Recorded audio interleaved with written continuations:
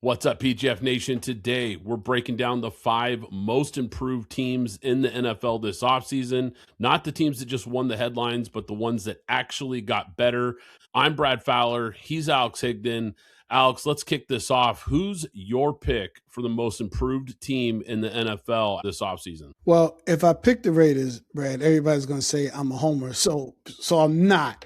I'm going to say it's the Browns so that nobody goes crazy on this. But the Browns, in free agency, they had Elton Jenkins, Zion Johnson. They trade for Titus Howard, bring in the Jets, Quincy Williams. And then they go into the draft. And I'll just mention a few names: Casey Concepcion, Denzel Boston, Spencer Fano, and Emmanuel McNeil-Warren. I think just with those 8 players, their team has got immensely better. However, when we look at the team as a whole, we're still stuck with the same question that they've been having basically ever, with the exception of 1 year when they had Baker Mayfield.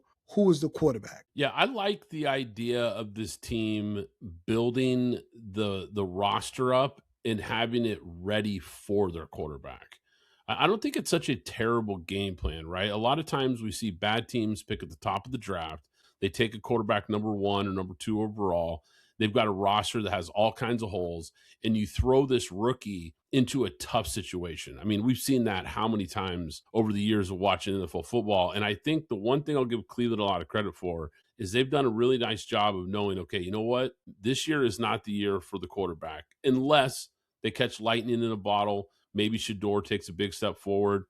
Maybe Dylan Gabriel from last year. Maybe one of these guys breaks out. But you give them a chance to start and see who wins that job. See if, like I said, one of them surprises you, great. If they don't, now you've got a team that you've built up and is ready for that quarterback next year. And once again, what looks like a deep quarterback draft.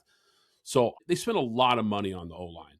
Now, I got to give them credit because they needed to. They lost basically their whole line in the free agency. Right. Yeah. But I think they upgraded. Like you said, Zion Johnson's a good player. One of the best run blocking guards in the NFL. Elton Jenkins, very good pass blocking. From Titus Green Bay, Howard, right. Texans, Veteran yeah. right tackle. Todd Monken's coming in here. He's going to want to build kind of a run heavy play action type of scheme. Spencer Fano, I think, was a great selection for them because you get a guy who's a versatile offensive lineman. This guy played left. He played right. There's a lot of people that believe he could kick inside if needed. So now you kind of have a guy that you can put wherever your weakest spot is, right? You can kind of move him around the line if you need to. Hopefully he's a long-term solution at one of the tackle spots, but if not, he probably is a starter somewhere. Casey Concepcion gives you some juice, do-it-all weapon, a return guy, a slot guy with some real speed. Denzel Boston, true X receiver, gives you a vertical presence. I like the pairing of those two receivers. Guys that do different things, kind of a big target guy and a quick guy that can really open things up underneath. Austin Barber, who they've got in the draft as well, another offensive tackle later in the draft. Nice depth piece, kind of a developmental offensive tackle. So I like that pick as well. And like we talked about, Emmanuel McNeil-Warren, this guy had a first-round grade. For most of us, we thought he was a late first-round pick. Where they got him was great value, a guy that has the ability to take the ball away, a good run defender. So I think the defense certainly got better. The offense certainly got better. This team really could make a jump this year. Now, look, they're not going to be probably in the playoffs or making any real noise. We're talking about the most improved teams here, right? They're talking about a team that was picking in the top 10 that might, win 5 or 7 games next year and take a step forward. And like I said, be ready for their quarterback next year.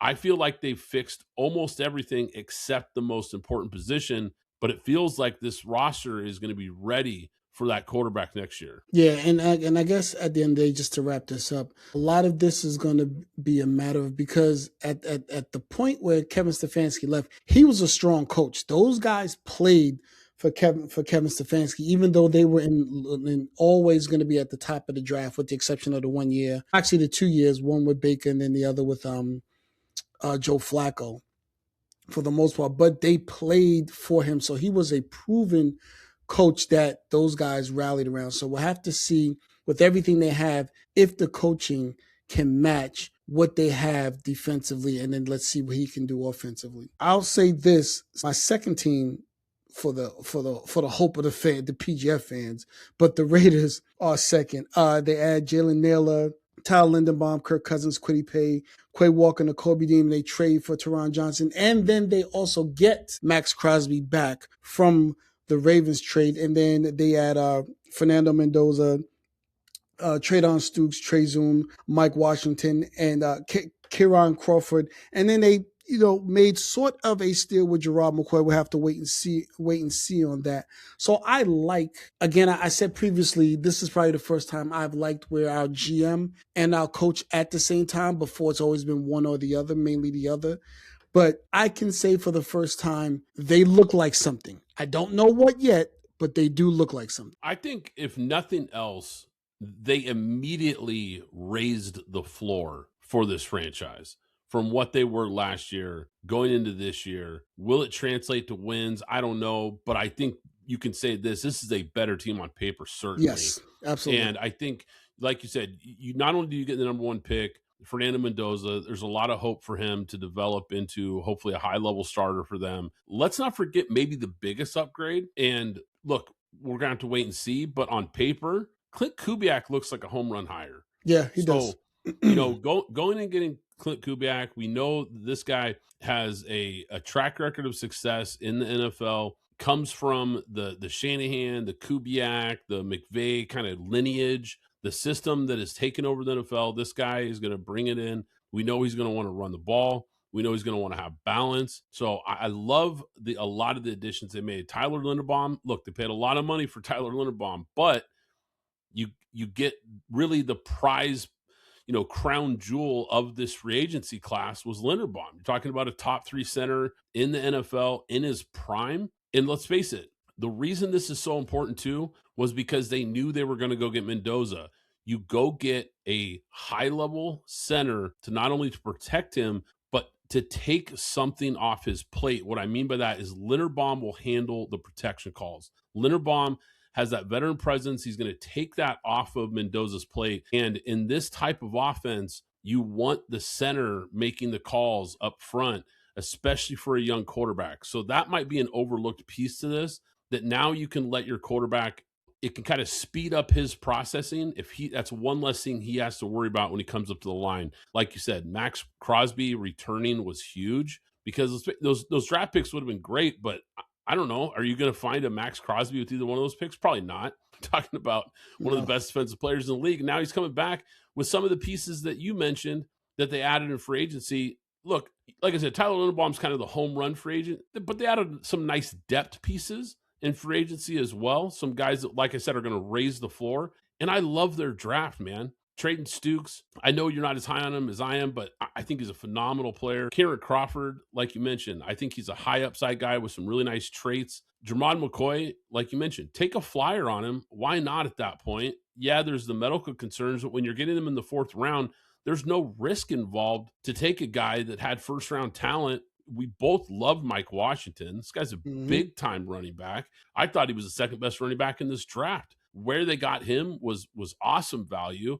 And now you can pair him up with Dasson Genti, who took last year. Now you have a 2-headed running back combo behind a better offensive line and a more capable quarterback, whether it's Kirk Cousins or Mendoza. Look, Kirk Cousins is another kind of overlooked factor here. Not only do you bring him in, it takes a lot of pressure off Mendoza to not have to start right away. And even if Mendoza does start, you have a veteran presence in the quarterback room that knows this system. So at the very least, he's going to be able to learn from Cousins, if nothing else. It's hard not to get excited about a team that's got a more stable offensive line, a more balanced run game, a deeper defense. Look, they didn't fix everything, but they fixed enough. They absolutely fixed enough for this team to be headed in the right direction for the first time in a long time. Yeah, absolutely. So right now we have the New York Football Jets at the moment. Now, what I'll say here about the Jets is there's a lot going on. There's a lot going on with the Jets before we get into who they added, who they didn't add, and where they were going. But there's a lot going on with the coaching and everything before you can even get into the plays. But right now, we're just simply talking about what's on paper. So they add Dylan Parham. They bring in, Geno Smith, David Oneonta. They trade for Tavondre Sweat. They bring in Demario Davis. They bring in Nashawn Wright. They trade for Minka Fitzpatrick. And then on top of that, they also trade for they also draft Omar Cooper. They also draft David Bailey. They also draft D'Angelo Pons. They also draft Darrell Jackson. So what I can say, you didn't even mention Kenyon Sadiq, tight end one oh in yeah, the I'm sorry, class. Kenyon Sadiq. I forgot about Kenyon Sadiq, and they also Right. had Kenyon Sadiq, and for kicks and giggles, they also had K Klubnik, but we won't talk about him. But for what they've added on this team, now we know the one thing that they have firm on this team is they have a good offensive line. That's one thing we could say. Shut down everything. They have a good offensive line. So and their young players, I think what's his name? Olu is going into his third year. You have Armand going into his second year. So these guys are young. They're signed. So they'll have at least 2 more years to practice with not to practice, but to play with these players and this offensive line set the way that it's set. Now, I believe they have the players that can work. I like their draft. I like the players they added. I know some of them are old, but that's veteran leadership. And they're only 1 year. They're only 1 year players. I believe they have the players to make this work. The true overall question is, do they have the coaching, and will that coaching be here a year from now? Because I think now they have 3 first-round picks next year. So some way, shape, or form, they're going to get a quarterback. We know they're going to get a quarterback in the first round. So we could throw that out the window.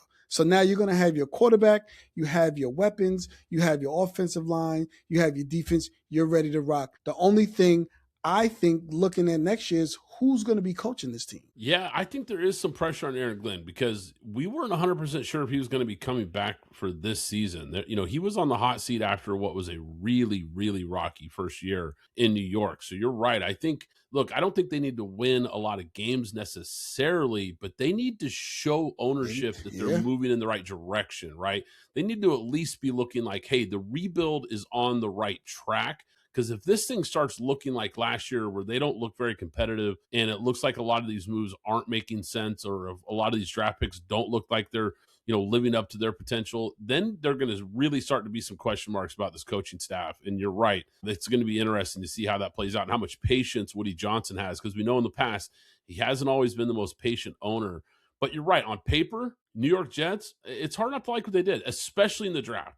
I think the draft's where they really killed it. Obviously, David Bailey led college football in pressures. I think he's a guy that instantly gives that pass rush some juice. You mentioned Kenyon Sadiq. I mean, the guy is just a vertical mismatch at tight end that they have lacked for I don't know how long, of just a big time player that's going to give whoever is playing quarterback a real weapon in the middle of the field. Omar Cooper, just a physical wide receiver too, that really is going to complement Garrett Wilson. D'Angelo Pons, look, we all know about the size, being an undersized guy, but man, he's so good in coverage. It's hard to think that he won't work at the next level. Some of the veteran guys they added, I don't know how much these guys really give you at this point in their career, but I think you hit on something. They do add some veteran leadership. Guys like Demario Davis, Minkah Fitzpatrick, they're kind of past their prime, Joseph Asai, but they'll give you something, right? I think the most important thing is that they maintained cap flexibility. They didn't panic spend. They didn't overspend. It was a lot of cost-effective deals that allows them to have some flexibility moving forward. So I think that was important, because I do think they want to build this team through the draft, young players that they can create building blocks with. And you're right. How many teams picking at number 2 have book-in tackles that look like starters for the next 10 years, right? Like you mentioned. So there's definitely a lot more to work with than most bad teams. This isn't a flashy rebuild so far in New York. It's just a smart rebuild.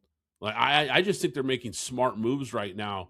And it's going to be really interesting to see with all those draft picks next year and what kind of happens going into next year's draft, to kind of see what they do with those picks. Obviously, quarterback's going to be something they're going to target, but this is an interesting football team. Like, this is a team that I think could really improve next year with all the moves they've made. So they're going to be a fun team to watch. What about the other New York team, Alex? Because they made our list too here. Well, the other New York team, the New York Giants. Now, I know me and you differ on some of the picks that they made, but I'm going to bring up a player. But I'm going to go through what they've done between free agency and the draft, and then we're going to talk about one player, and it's not Orville Reese. So the Giants, they bring in Darnell Mooney, they bring in Daniel Falele, they bring in Isaiah Likely, they actually brought in DJ Reader today. They bring in Tremaine Edmonds to round out the team, and then they go and they draft Arvell Reese, who they're going to play at middle linebacker, so they say. They bring in Francis Mayoga, they bring in Colton Hood, and they bring in Malachi Fields. Now, the question I have for you is, we talked about them drafting somebody at 10. And we said, if you're going to move him there, why not just go get Ione, who's the best player there, instead of drafting him and moving him there? And they have moved him. Right now, he's playing guard. He's not playing tackle. He's playing guard. Right. So what do you think about that? I mean, it's an interesting pick, man. It really is, because like we talked about, we would have liked for them to take Caleb Downs with that spot. We thought it was a little bit head scratching just because we thought, look, Caleb Downs was just a better player. But if they were thinking that offensive line was more important, then that's okay. I don't hate it. I just didn't understand, like you said, if you knew you were going to move him to guard, why not go get the best guard in this class? Now, maybe they see some position versatility with Francis Mauigoa. That could be. Maybe they wanted a guy that they could kick outside if needed. That is probably the only thing that really makes sense here. Obviously, the Arvell Reese thing, we disagree on that, but it's regardless of how we feel about him, he's a high impact guy potentially, and a guy that I think offers a lot of versatility. So it'll be interesting to see how they use him, because I think he is going to be a little bit of a positionless chess piece.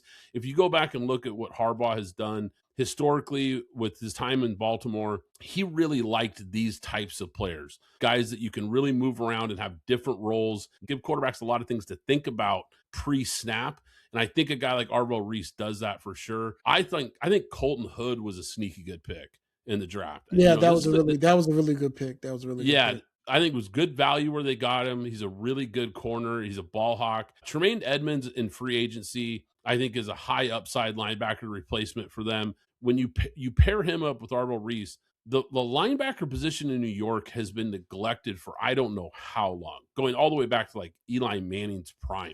I mean, it's been a long time since New York's had some real guys in the middle. And we know that's something that Harbaugh values, and they immediately upgrade the middle of this defense, which I like. Greg Newsome, I thought, was kind of a low-risk move that I like. They bring in, this is not going to get talked about a lot, but Jordan Stout, the punter, is an elite punter. And look, Harbaugh has a special teams background. That's some place where they're going to improve. It's not going to get talked about. I think Isaiah Likely was one of the best free agency moves that just isn't getting talked about that much. This is a good player. This is probably one of the most surprising players that Baltimore didn't re-sign. I was really surprised that he was not a part of their future plans, and I think he's going to be an instant impact player for them.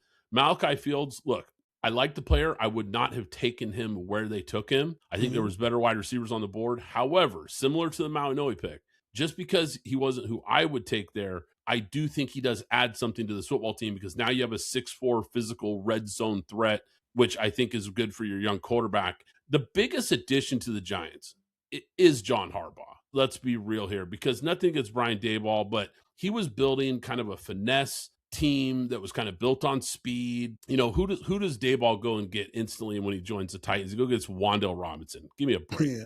Harbaugh doesn't want guys like that on his roster. Harbaugh comes in now. He is a program builder, a culture shifter, and I like the staff that Harbaugh put together. I think Matt Nagy at offensive coordinator was a really good hire.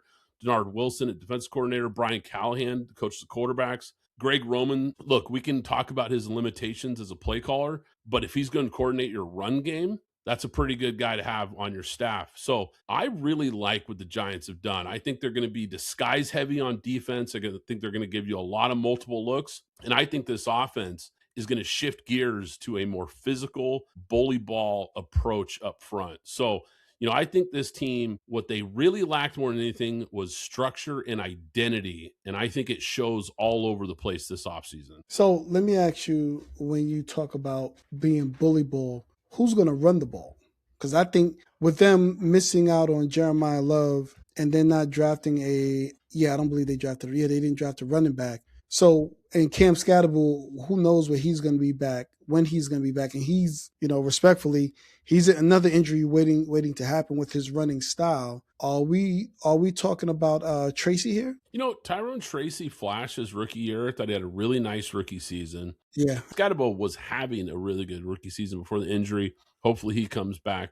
They probably would have liked to add a running back, but it wasn't the draft for that, And when Jeremiah Love goes a couple picks before you, then it really left the board empty where there just wasn't a guy that was in the right position for them. So I actually credit them for not trying to reach on a running back in a class that didn't have a lot of good ones and just say, you know what, we'll go with what we got. You can't fix every roster hole in one draft or in one offseason, right? You just try to fix all the ones you can, and you can address it next year if you feel like you need to. But I think there's enough guys back there that they'll be okay, but it's probably something they're going to focus on next year. I think you're right. Okay, so actually, lastly, in terms of when we're going depth, we'll just mention the other ones. You actually, soft introduced this team by talking about Wan'Dale Robinson, but we'll talk about the Titans, who signed Cordell Vonson, a guard. They signed Wan'Dale Robinson. They signed John Franklin Myers from Denver, and they trade for Jermaine Johnson. They bring in Alontae Taylor, and they also bring in Cordell Flott. Then they turn around, and they draft Carnell Tate, bring in Kendrick Fault, and they bring in Anthony Hill. I actually like the draft, at least the 3 draft picks that I mentioned, and I'm not upset about what they did in terms of free agency. Wan'Dale Robinson, I understand what you said, but coming here, he's more going to be he gets to kind of fall back into his slot role, so he'll be the third receiver with them having Calvin Ridley, and then you bring in Jermaine Johnson and John Franklin to upgrade the defensive line, and hopefully, perhaps Jermaine Johnson ends up being the pass rusher that they thought he could be with the Jets. Yeah, and look, he was with Saleh in New York, so obviously that fits. Wan'Dale Robinson was with Dayball, also in New York, but with the Giants, of course. So I think these are guys that they're familiar with the system. They're going to know the playbook. They know what kind of guy they're getting. So I like those moves. I do. I mean, I joke about the Wan'Dale Robinson thing, but truth be told, you just needed to get some guys around. They need to get better. They need to get better. Right. So you go get Carnell Tate. I think it was a reach. We talked about it, on our first round recap. I think Carnell Tate was a reach, but I understand going and getting a wide receiver for your own quarterback. So now you've got a guy with wide receiver 1 upside. He's got a lot of vertical ability to get down the field and make some big splashy plays for a guy like Cam Ward who likes to go deep. And the one guy you didn't mention is Nicholas Singleton, the running back out of Penn State, who they got later. I think that was a really good value pick. I mean, this guy's a home run hitter. He's a really good athlete. I think now at the very least, you add some depth in the running game. Keldrick Falk, boomer bust player that we talked about, but where they got him, I think is, eliminates some of the risk because they got him at the very end of the first round. My big thing with him was when all the mock drafts had him in the top 15, that's when I was saying, okay, let's pump the brakes here a little bit on Keldrick Falk. But you get him at 31 or 30 or wherever it was they got him. I think it was right at the back half. They traded back in, if I'm not mistaken, to the back half of the first round to get him. At that point, okay, makes a little bit of sense. If they can kind of unlock his upside, which, look, Robert Saleh is one of the best defensive minds in the NFL. If there's anyone that could do it, it's Robert Saleh. So, if he's a guy that could become a boom player and not a bust player, that would be huge for them. Anthony Hill Jr., I thought was really good value where they got him. This is a guy who's rangy. He's got good length. He can get downhill. I like some of the moves they made. Defensively, Cordell Flott is a guy that they also got from the Giants. Slot corner. Yep. And he's a good player. And he's one of the guys that I was actually pretty surprised that the Giants allowed him to leave the building because I think he's a sneaky under the radar addition. Alontae Taylor, press cover. So you immediately upgrade the secondary. You mentioned John Franklin Myers, 14.5 sacks the last 2 years. That's a lot of sacks for a guy in the middle of the defense. So now you pair him with Jeffrey Simmons. You've got a pretty nasty defensive tackle duo up front. This was a team that clearly kind of had a vision for what they wanted to do this offseason, what kind of team they wanted to build. And I think there was clearly an alignment between scheme and personnel. And that's the one thing I'll say that matches perfectly with their offseason. So I think this is one of the most intentional rebuilds on this list. So, Alex, we've got our top 5 most improved teams this NFL offseason. Who are some honorable mentions, some teams that just missed the cut here? So I'll throw out a team, and I'll throw Arizona in there. Now people are probably laughing because Arizona's been struggling for the past few years. They finally got Kyler out of there, but they go and they grab Jeremiah Love, Chase Basante, and they also draft Carson Beck. By the way, they also signed Tyler Algiers. Well, I'll mention Devin Duvernay. They stuck a couple of wide receivers in there, and they also get Isaac Samula from the Steelers, who was actually previously with the Eagles, who I think is a solid guard. Now, I think with what the Cardinals have done and what they wanted to do, they wanted to get a tackle, but they were too high and nobody would trade down with them. So understood. But what they did was, I think they hit. I believe that they hit a bunch of doubles here. I don't think they knocked anything out of the park, and they're going to be able to do some things with the improved offense, with the improved offensive line, and I guess the fringe start of Gardner Minshew and the other quarterback who's actually asking for more money, and perhaps Carson Beck. So I don't think that they may only win 5 games, but I think they'll at least be in a fight with a lot of teams. This is a team that probably just missed the cut, but because I think they did do a nice job of upgrading this roster, though. Like you mentioned, Isaac Sabulo, veteran interior offensive lineman, Tyler Algier, probably one of the more under the rated running backs in the NFL. A guy that's really kind of just been in the shadow of Bijan Robinson the last couple of years. But this was a guy his rookie year that showed he can be an every down back, and he can be a guy that can lead a backfield. Still a young guy, I think still has some juice left in the tank.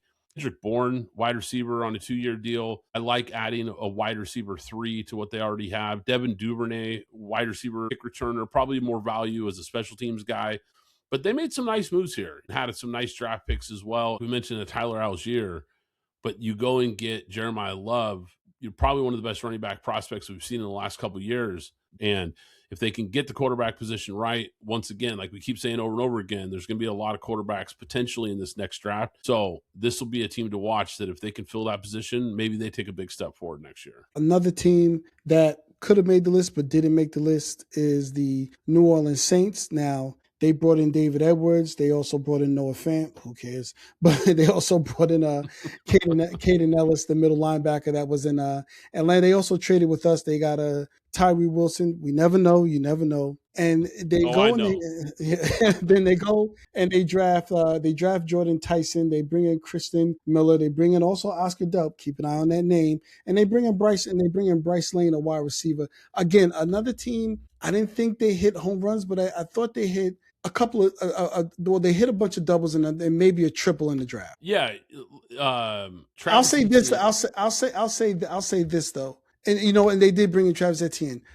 I don't like the Jordan Tyson pick, and I feel that it's gonna hurt them literally and figuratively when both of those receivers go down at some point. But go ahead. Yeah, that one. So I'm hearing more and more stories now that the Chiefs were very concerned that Mansour Delane, who was the number 1 player on their board, they were very concerned that the Saints and or possibly the Commanders would take Mansour Delane ahead of them. And that's why they got aggressive to get in front of them to get their guy. I think when they made that move, I do think it left the Saints, forced them to kind of pivot to their next option, which was, okay, if we can't get our top corner, then let's go attack the offensive side of the ball and get one of these receivers. I mean, look, Jordan Tyson, when he's healthy, is probably the best wide receiver in this class. I mean, the guy is a dynamic playmaker. I know he was your number 1 wide receiver. It's just the injury concerns. I mean, that really is the only story with this guy. He just misses a lot of time. And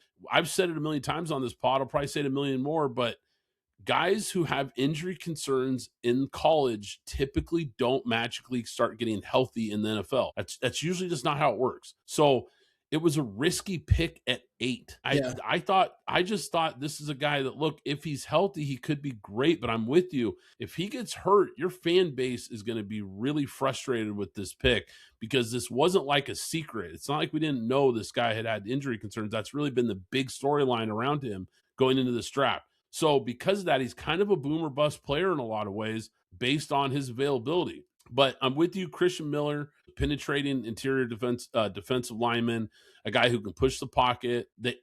This wasn't a very good defensive tackle class, right? This was probably one of the weaker DT classes we've seen in the last couple of years. So I understand, like, you kind of felt like, look, we got to get one of these guys before they're gone because it's going to dry up quick. So I understood that pick, even if he's not a probably high impact starter for them. I I think like Oscar that pick a Delp lot. yeah, I think he is a sneaky key tight end in this class who has a lot of upside. I mean, he's really athletic. He was really underutilized in Georgia's offense, and he's a guy that's going to be fun to see how he develops. I think Bryce Lance in the fourth round might be a sneaky pickup. This is a Yeah. guy with some developmental upside. He's got some size. Renzo Styles Jr. in the fifth. That could end up being a really nice value pick for them in the fifth round. He's a versatile safety. So I think overall, pretty nice draft in free agency. Filled some holes here. David Edwards at guard, I think stabilizes the interior.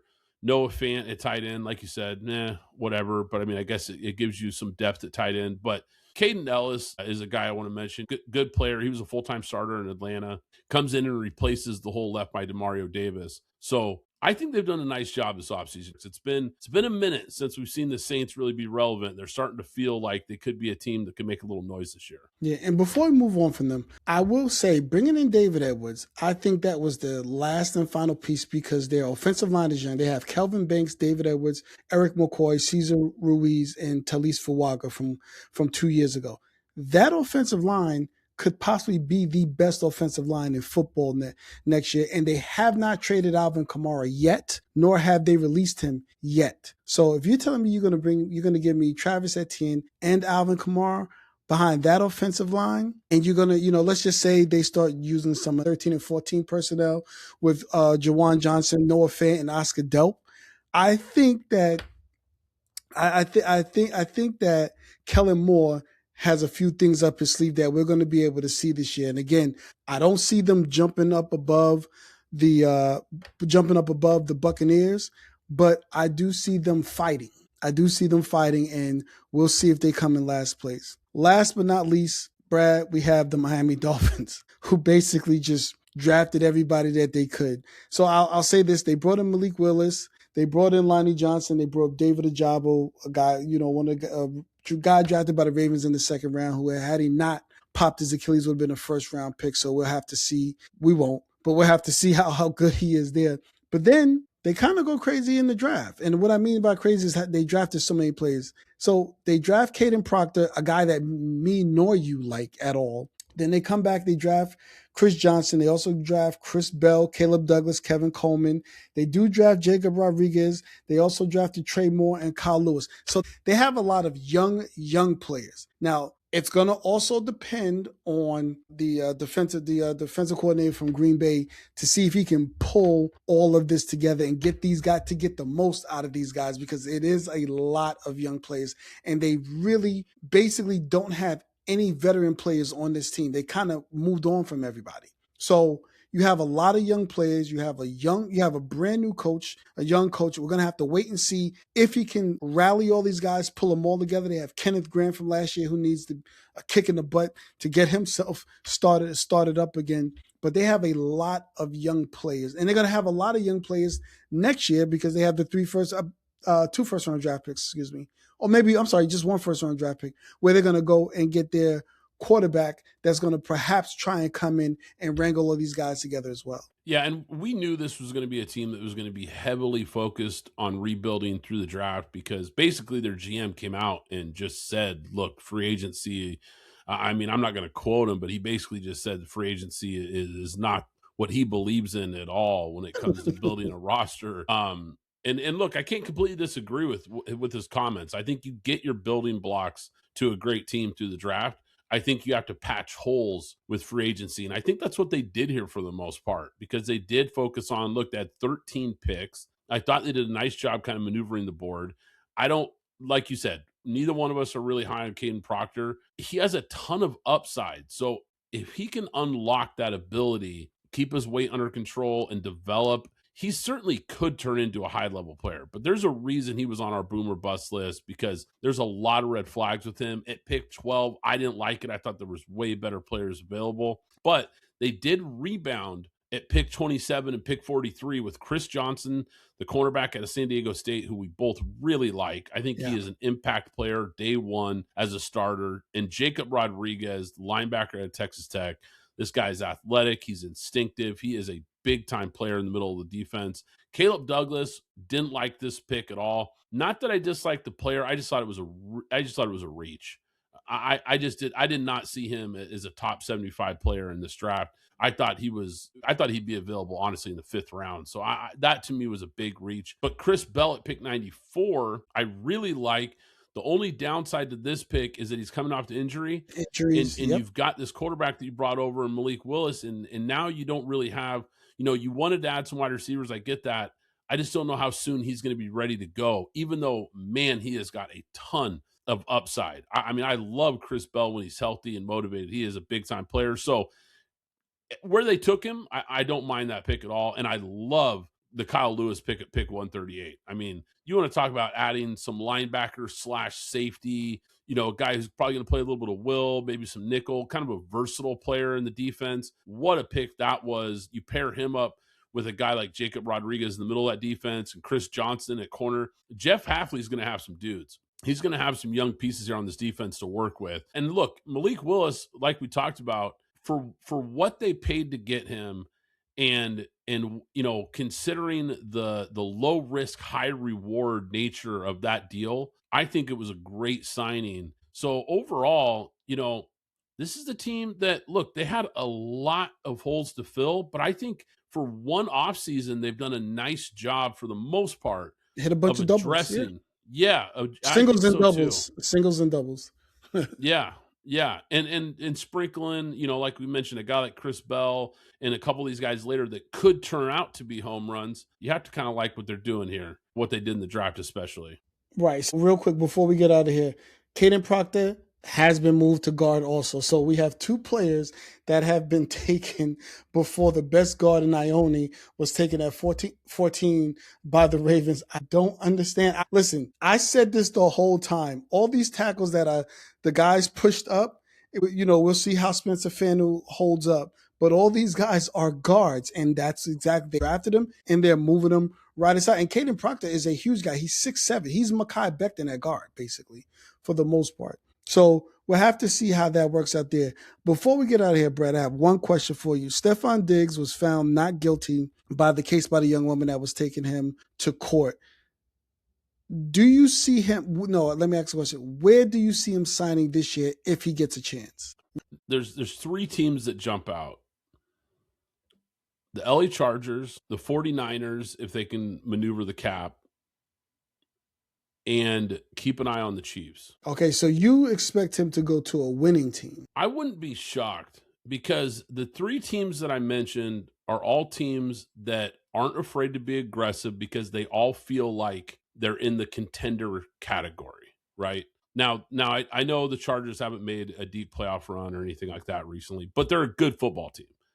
And they're a team that probably feels like, a couple key additions maybe pushes them into contender status. The Niners, we know, have been a very competitive football team for years now. They probably feel like, look, they're in an arms race in their own division with the Rams and the Seahawks. So that's a team that has never really been afraid to be aggressive.